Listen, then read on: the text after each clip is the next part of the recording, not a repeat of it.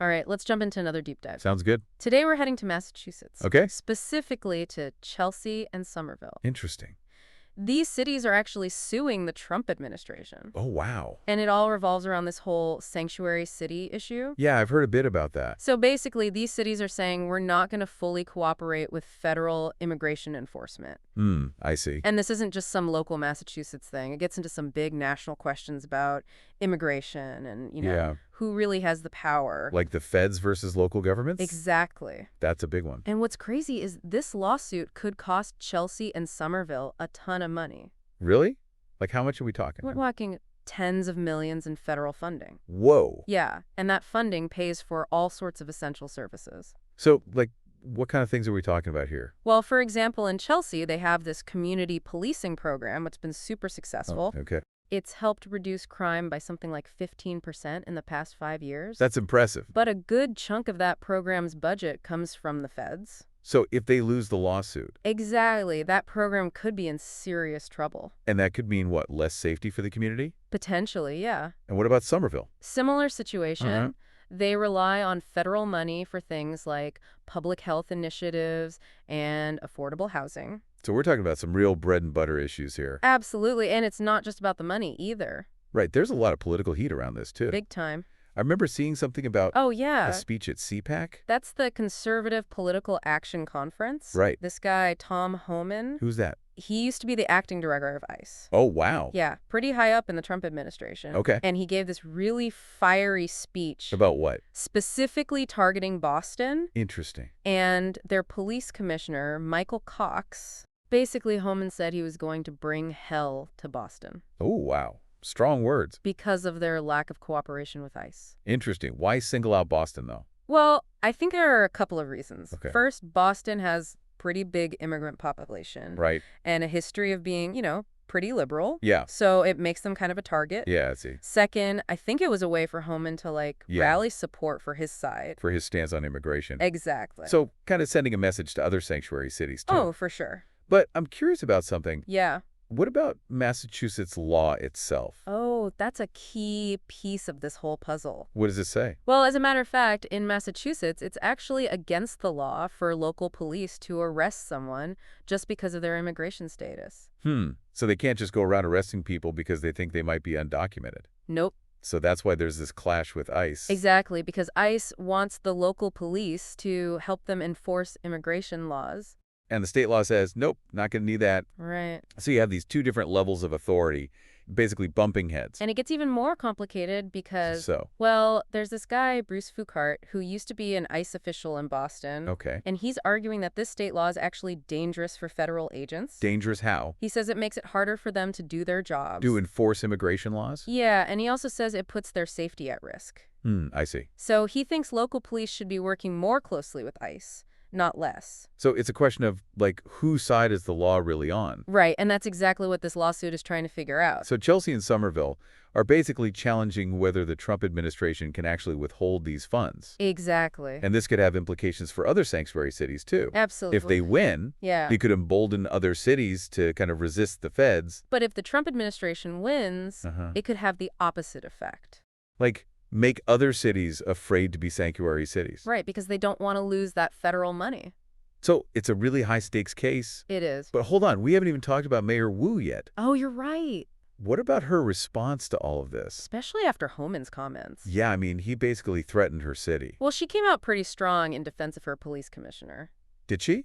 Oh, yeah, she made it pretty clear that Boston wasn't going to back down on this. Interesting. And I think that's a really important point because it shows that this isn't just about the money. Okay. It's also about, What? well, about who gets to decide how things are run in a city. Like local control versus federal authority? Exactly. That's always a big debate. It is, and especially in a place like Massachusetts. Which has a history of being kind of independent? Totally. They don't like being told what to do by the feds. Right. And that gets to the heart of what this case is really about. Which is It's about a fundamental disagreement over how we approach immigration in this country. Okay, I'm listening. Yeah, like on one side, you have the Trump administration pushing for way stricter enforcement. Right, like they really want to crack down on illegal immigration. Exactly. And they're all about border security and deportations and all that. And then on the other side, You have cities like Chelsea and Somerville. uh-huh, They're taking a much more compassionate approach. like how so? Well, they want to protect the rights of immigrants, Okay. even the ones who are undocumented. Mm. And they want to make sure their cities are welcoming places for everybody. So it's a pretty fundamental difference in how they view immigration. Yeah, and it's important to remember that this isn't just about the immigrants themselves. Right, it affects whole communities. Like, think about those funding cuts we were talking about. Yeah. If you cut funding for police and fire department, Uh-huh, it's going to affect everybody's safety. makes It sense. doesn't matter what your immigration status is.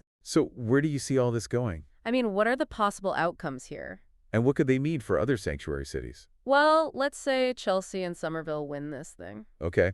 It could be huge. Huge how? It could give a lot of other sanctuary cities the courage to stand up to the feds. Like they'll be like, hey, if Chelsea and Somerville can do it, we can too. Exactly, and they won't have to worry about losing all that federal money. So you could end up with this patchwork of immigration policies across the country. Right, some cities with stricter enforcement, others more lenient. Interesting. But what if the Trump administration wins? What then? Well, that could be a real blow to the whole sanctuary city movement. Like how so? Other cities might be forced to choose between following the feds' rules, Even if they don't agree with them? right, or facing those really harsh financial penalties. So basically, the federal government would be dictating immigration policy at the local level, Pretty much. which a lot of people would say is a big overreach.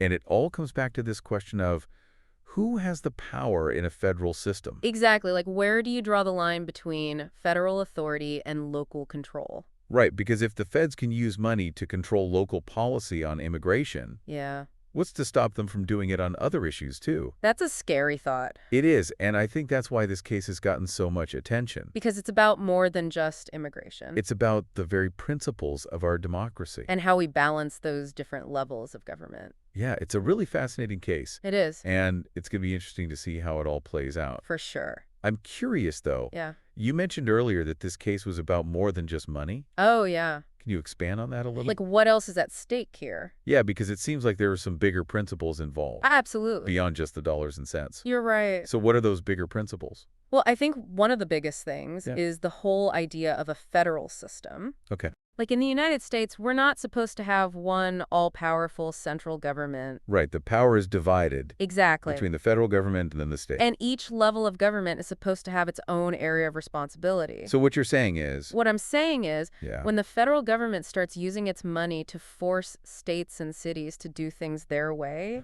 it throws that whole balance of power out of whack. it's like they're overstepping their bounds. Exactly, and that's why this case is so important. Because it could set a precedent for how much power the federal government has. Over local communities. And that's a pretty big deal. It is, and it's something that people who believe in states' rights are really concerned about. Because they want to make sure that local communities have a say in how they're governed. Exactly. And they don't want the feds dictating everything. Right, it's that whole idea of the government closest to the people governs best. I've heard that before. And I think that's a big part of what's driving this case. So it's not just about sanctuary cities. Nope. It's about the fundamental relationship between the federal government and the states. It is, and that's a debate that's been going on in this country for centuries. Yeah, it's one of those classic American dilemmas. Right.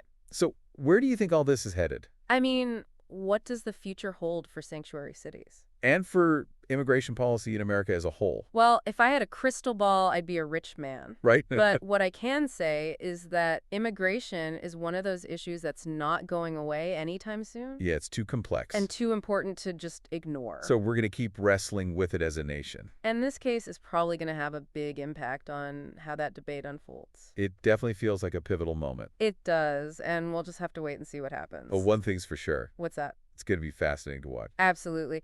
It's almost like this case could open up a Pandora's box. Oh, I see what you mean. If the feds can use money to control immigration policy. Right.